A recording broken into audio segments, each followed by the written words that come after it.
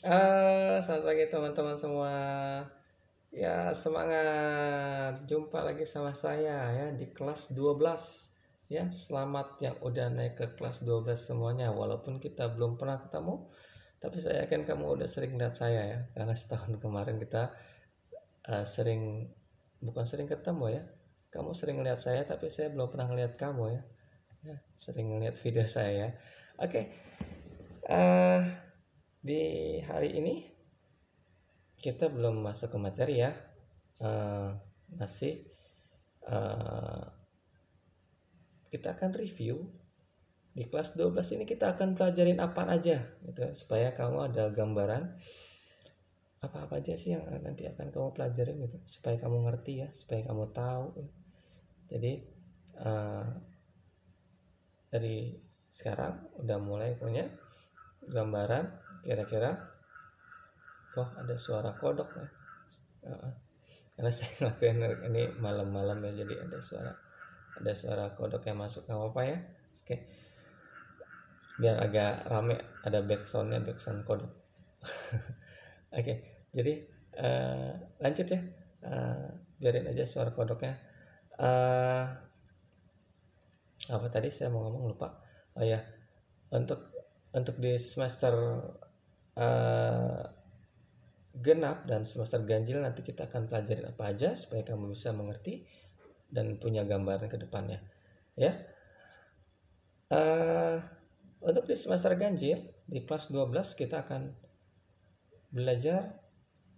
Kalau kelas 11 kemarin kita belajar bagaimana kita mengedit audio dan video, sekarang kita belajar bagaimana kita membuat suatu uh, uh, uh, cerita ya, membuat suatu cerita pendek atau suatu produksi ya, produksi bisa dibilang produksi film atau apa, atau film pendek ya, hingga menjadi baik dan akhirnya nanti kita bisa edit video dan maupun audionya ya. Di semester ganjil uh, kita akan memahami bagaimana sih proses multimedia dari mulai praproduksi, produksi, dan pasca produksi. Apa-apa aja yang akan dilakukan di praproduksi, persiapan apa aja yang dilakukan di praproduksi, kemudian masuk ke dalam proses produksi itu apa-apa aja. Kemudian di pasca produksi itu apa-apa aja dan bagaimana ya.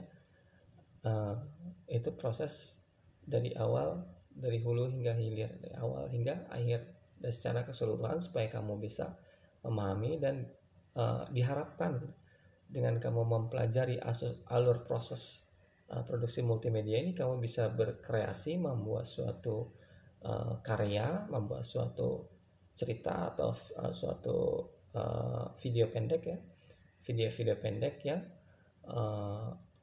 mungkin uh, bisa membantu kamu kalau kamu mau menjadi YouTuber ya. Jadi uh, apa namanya, uh, jadi apa-apa aja yang nanti kamu tampilkan itu mempunyai cerita ya, atau mempunyai suatu pesan yang ingin disampaikan ya. Karena inti dari uh, apa yang ingin kita tampilkan, apa yang kita ingin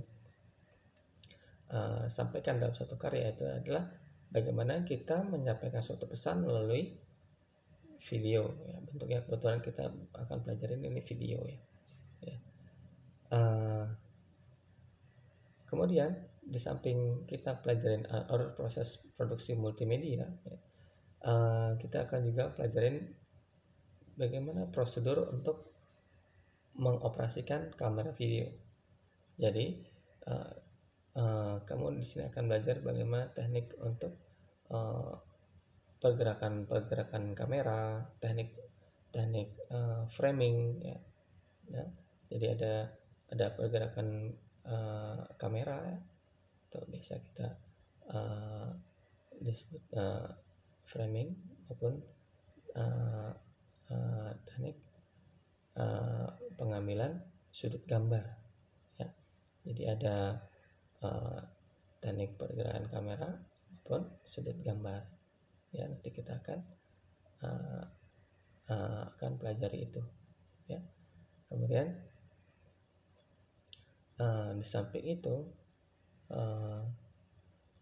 kita juga akan mempelajari bagaimana sih meletakkan atau melayout cahaya supaya bisa membantu video yang kita hasilkan itu menjadi lebih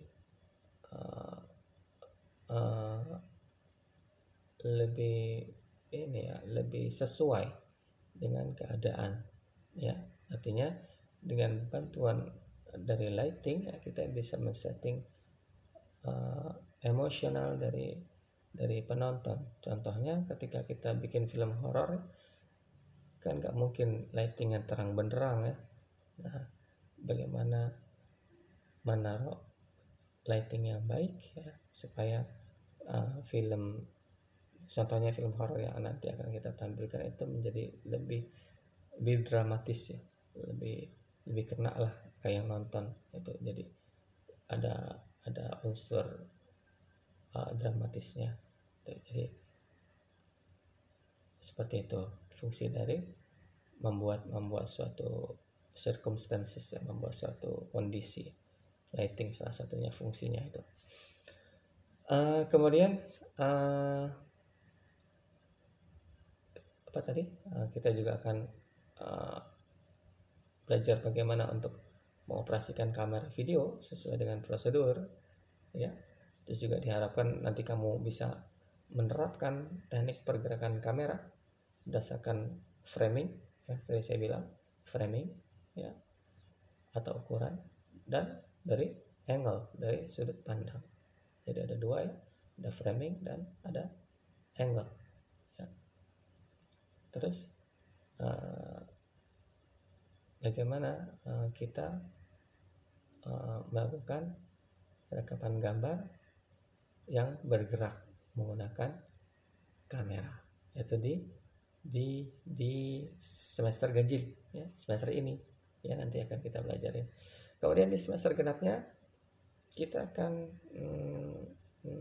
lebih banyak menganalisis ya, atau mendiskusikan ya, kita diskusikan bagaimana membuat alur video pendek ya.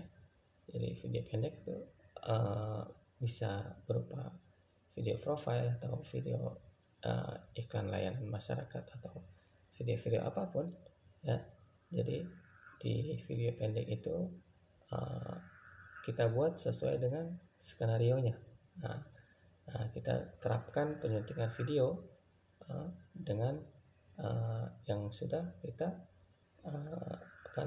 kita tuliskan di dalam naskah produksinya ya. Terus kemudian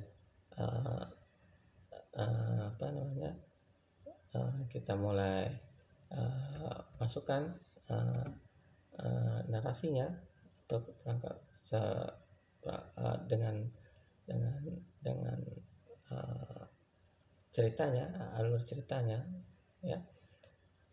Terus bagaimana kita menggunakan storyboard ya untuk memudahkan kita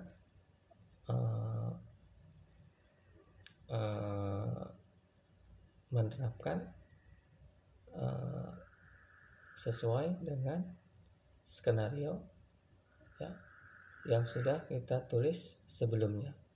Nah, jadi untuk memudahkan pemain juga untuk bisa berperan ya seperti yang telah ditulis di dalam skenario. Jadi sinkron ya antara skenario dengan yang dilakukan oleh aktor ya. Jadi aktor itu dapat memahami apa-apa saja sih yang harus dilakukannya. Itu aja ya untuk yang semester genapnya ya. Nanti juga kita nanti akan membuat laporan dari produksi video pendek yang udah kamu lakukan, mulai dari praproduksi hingga pasca produksi, itu semuanya. Oke, ya, diharapkan di kelas 12 ini kamu sudah mampu memproduksi suatu kreasi video, ya. Karena kita tadi saya udah jelaskan, di semester ini kita akan belajar bagaimana kita membuat alur cerita, skenario, hingga akhirnya menghasilkan suatu hasil karya video yang baik. Oke, jadi bukan sekedar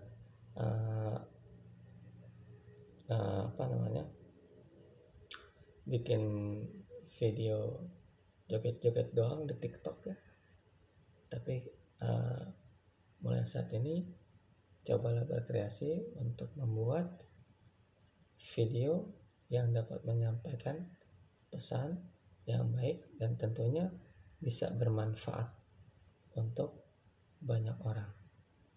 Oke, mudah-mudahan bermanfaat nantinya ketika kamu mau coba untuk berkarir di dunia YouTube misalnya. Mudah-mudahan bisa membantu kamu. Oke, segitu aja untuk kali ini. Selanjutnya, pertemuan selanjutnya kita akan mulai masuk materi. Oke, demikian. Sampai jumpa di pertemuan selanjutnya. Salam sehat.